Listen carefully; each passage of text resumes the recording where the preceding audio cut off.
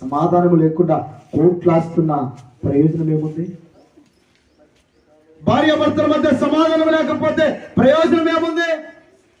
ఎంత పేరుంటే ప్రయోజనం ఏముంది? ఎంత డబ్బుంటే ప్రయోజనం ఏముంది? ఎంతమంది బంధువులు ఉంటే ప్రయోజనం ఏముంది? బలగం ఉంటే ప్రయోజనం ఏముంది? కుటుంబంలో సమాధానం లేనప్పుడు. కట్టుకోవడానికి ఇల్లులు అయితే బహు విస్తారంగా కట్టుకుంటారు. మనిషికి ఒక గది, భార్యకు ఒక గది, భర్తకు ఒక గది, పిల్లలకు ఒక గది, ఇలా గదులు గదులుగా కట్టుకుంటారు. కానీ ఆ కుటుంబంలో సమాధానం లేకపోతే ఏమన్నా ప్రయోజనమా?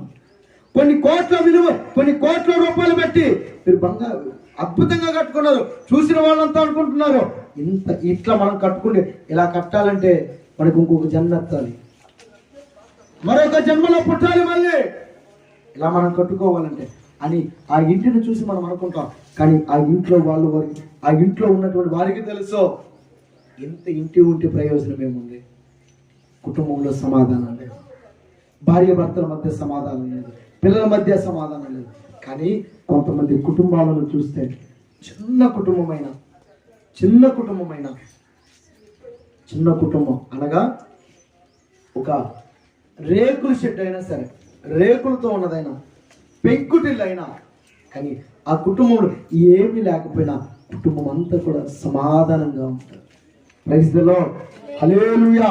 కొన్ని కోట్ల పెట్టి విలువ కట్టినటువంటి ఇంటిలో నివాసం చేసే వారికి సమాధానం లేదు. కానీ రేకుల షెడ్లో అద్దెకుంటున్నటువంటి వారు, పెంకుటింకులో ఉన్నటువంటి వారు సమాధానంగా ఉన్నారు. ఇప్పుడు వీరు ధన్యులు అంటారా? ఇదిగో బంగ్లాలో ఉంటున్నటువంటి వారి ధన్యులు అంటారా? ఎవరు ధన్యులు?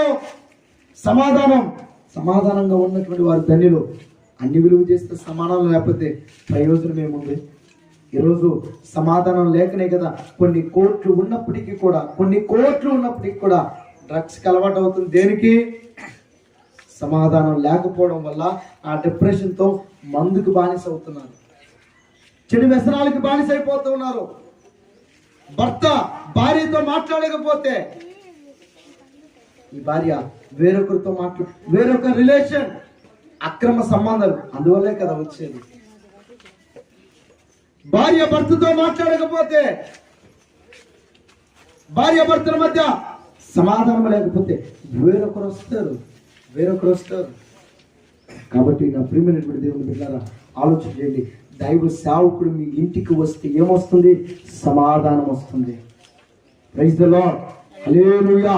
దైవజనుడు మీ ఇంటికి వచ్చినప్పుడల్లా